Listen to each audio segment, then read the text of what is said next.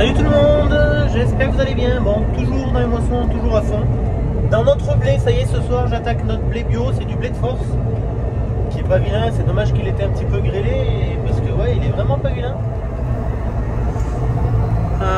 J'espère que je vais réussir à faire au moins 4 hectares. On a la parcelle de ce côté de la ferme et une parcelle qui est de l'autre côté des bâtiments là-bas. On a bien avancé en clientèle. Aujourd'hui j'ai fini les blés durs. Les blés durs, c'était très important de les finir avant la pluie. Donc la pluie ce soir, d'ailleurs je pensais pas pouvoir faire les notes ce soir. C'est pour ça qu'aujourd'hui j'avais prévu de finir les blés durs, finir les blés tendres de Noah, notre petit stagiaire, enfin chez son papa. On a fini les blés tendres et logiquement il devait pleuvoir, donc j'avais pas prévu d'autres chantier ce soir. C'est pour ça qu'on peut faire nos blés. Tant pis, j'ai vite dit à Pipou, mon associé, prépare une benne, si la pluie vient pas tout de suite, j'essaye de couper du blé à la maison. On n'a pas tout à fait fini en clientèle, il va nous rester du blé tendre, de l'orge de printemps, ouais, blé tendre et orge de printemps, et notre orge de printemps, nous, il y a aussi 17 hectares d'orge de printemps.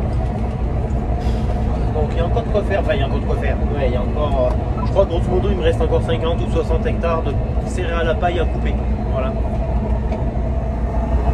Allez, premier tour de champ fini, je fais le deuxième tour, donc j'ai les mains un peu plus libres, bon, il y a un peu des recoins mais bon. Et cette batteuse elle éclaire pas des masses, j'ai l'impression qu'à l'écran on a l'impression que ça éclaire pas trop mal, mais quand on y est, non, ça éclaire pas tant que ça. On le grain dans le trémie. Allez, je vous repose pour faire ma manœuvre. Alors, vous avez vu, on broie la paille. Là, on voit un peu cracher le broyeur derrière. La caméra, bon, il doit y avoir de la poussière dessus, on voit pas super bien. Habituellement, c'est vrai qu'on la vend à un éleveur. Là, cette année, il n'en avait pas besoin. Exporter les pailles, c'est pas toujours la meilleure solution. Là, quand c'est pour faire plaisir ou rendre service à des éleveurs, on dit oui, bien sûr. Chaque année, nous, on rapporte du fumier sur les terres. Jusqu'à maintenant, on avait pas mal de fumier. Là, on va se retrouver avec beaucoup moins de fumier. On a un éleveur qui a arrêté et un éleveur qui a plus qu'un bâtiment sur deux. Donc, d'enfouir les pailles, ça va peut-être devenir récurrent chez nous. Voilà. Parce que mine de rien, on a des sols qui sont très pauvres en matière organique. Donc, on est d'accord, ça peut pas faire de mal. J'ai l'impression que le temps se couvre quand même de plus en plus. Je me demande si on va pouvoir finir. Ce champ, vous voyez, il penche un petit peu, mais pas énormément. Mais dans la deuxième parcelle, alors je ne sais pas si on aura la joie d'y aller ensemble. Dans la deuxième parcelle, on sera bien content d'avoir la machine qui corrige. Parce que, bon, ici c'est semé, montée, descente. Mais la deuxième parcelle, c'est en travers. Oui, voilà, pour montrer l'écran, les réglages un petit peu. J'avance autour de 4 km/h. Je suis désolé, ça tremble un peu. Ça sera plus simple après, une fois que je prends les lignes et que je suis dans une ligne de GPS. Mais pour les tours, je les fais à la main, donc voilà. Pour parler du fait qu'on a été grêlé, donc vous savez, cette exploitation, on a été grêlé 100% de nos surfaces, 100% de nos cultures. Malheureusement, bon, c'est comme ça. Il n'y a que les tomates qui sont assurées et j'espère que l'assurance va bien fonctionner. J'espère vraiment. Ensuite, pour parler... Attends, c'est en train de mourir. Je recule un peu. Pour parler du blé, eh ben, on a malheureusement de la perte et ça, c'est pas assuré. Je sais pas du tout. Ouais, c'est dur à dire à quoi ça correspond. C'est un blé qui était joli, qui aurait fait à mon avis facilement 60 quintaux, on va dire. Peut-être qu'il va faire plus que 45 ou 50. C'est dommage. Ouais, je suis sur un passage de roue pour mettre la vinasse. Vinasse de betterave, donc c'est ce qui a nourri ce champ, c'est de la vinasse de betterave. Si je dis pas de bêtises, il y a 2 fois 2 tonnes hectare.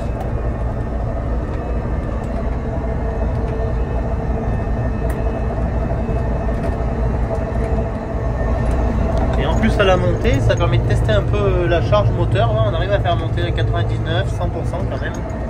C'est la première fois que je mets la charge moteur à 100% depuis le début de la saison. En montée, au broyeur et le soir, voilà, dans des pailles qui commencent à être moites, mine de rien. C'est vrai qu'on s'en rend pas compte, mais là je suis sur la tover du haut.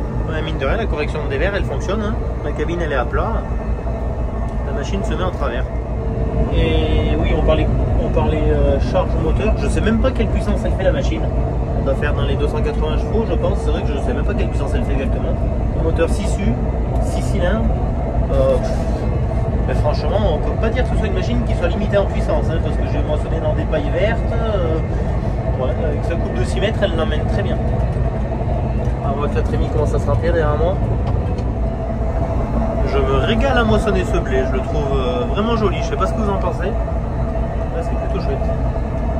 Bah oui, là j'étais en montée à 100%, moteur, et en descente 70, 80, 85. Ouais, ça tire beaucoup moins à la descente, forcément. Vu qu'on est le soir et que c'est un peu moite et que ça dépose quand même un beau petit tapis de paille au sol, je suis obligé de faire baisser un peu plus mes rabatteurs pour que ça tire vraiment le blé vers moi. Parce que, enfin, logiquement, la position des rabatteurs, voilà, c'est plutôt comme ça, au-dessus.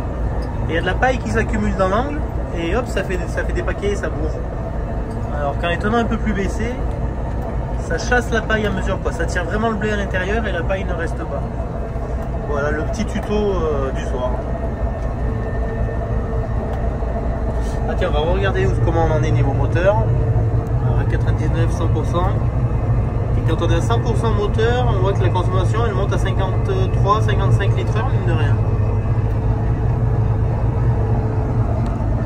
C'est pas rien.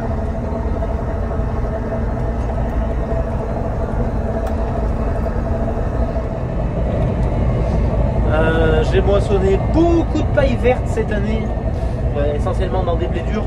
Et là en débit on est vraiment limité à la batteuse. Alors dans des pailles sèches, franchement elle peut en avaler, elle est surprenante. Je suis agréablement surpris. Mais c'est vrai que dans des pailles vertes, ça n'a pas le débit de machine hybride comme j'avais connu avant, ça c'est sûr. Allez, on arrive au bout, on lève, on manœuvre et on repart. Ça y est, j'ai une benne et une trémie qui s'approche de moi. Trémie pour garder du grain pour la semence. Et ben, la benne pour livrer au silo, pardi.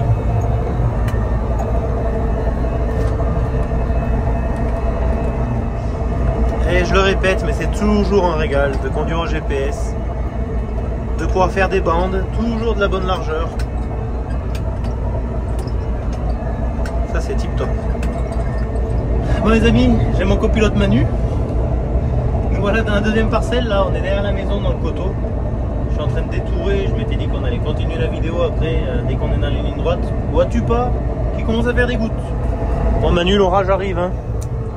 Ça va être tendu. Quand tu vois les gouttes, c'est pas signe de beau temps. Bon Manu, ça fait quoi 10 minutes qu'on a vu les premières gouttes, on dirait que ça s'est calmé. Un peu. Ça a donné un peu d'humidité à la paille par contre, mine de rien. Et cette paille broyée là qui est près du blé qu'on moissonne, ça vient bourrer dans la barre de coupe, ça c'est pas fastoche. Donc on a le choix de réduire un petit peu la largeur au niveau du broyeur. J'ai dit à Manu, attends, on va pas réduire tout de suite. Là, j'ai d'attaquer de faire une enrayée en bas du champ.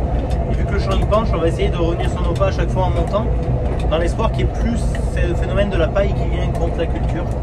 Et bon, de toute façon, vu les éclairs qu'on voit et tout ça, je suis pas sûr qu'on fasse carrière ce soir dans cette parcelle. Il n'est pas bien ce blé pour selon qu'on n'a pas labouré. C'est rare qu'on laboure pas en plus. Là, ça a été semé directement derrière les tomates. Alors, il y a quelques herbes. Là c'est un précédent tomate, après la suite de la parcelle un peu plus loin c'est le précédent oignon. Le précédent oignon bizarrement est moins propre que le précédent tomate. Dès qu'on arrive dans le précédent oignon il y a de la follow-on. Alors que là dans le précédent tomate on peut dire que c'est très très propre hein, quand même.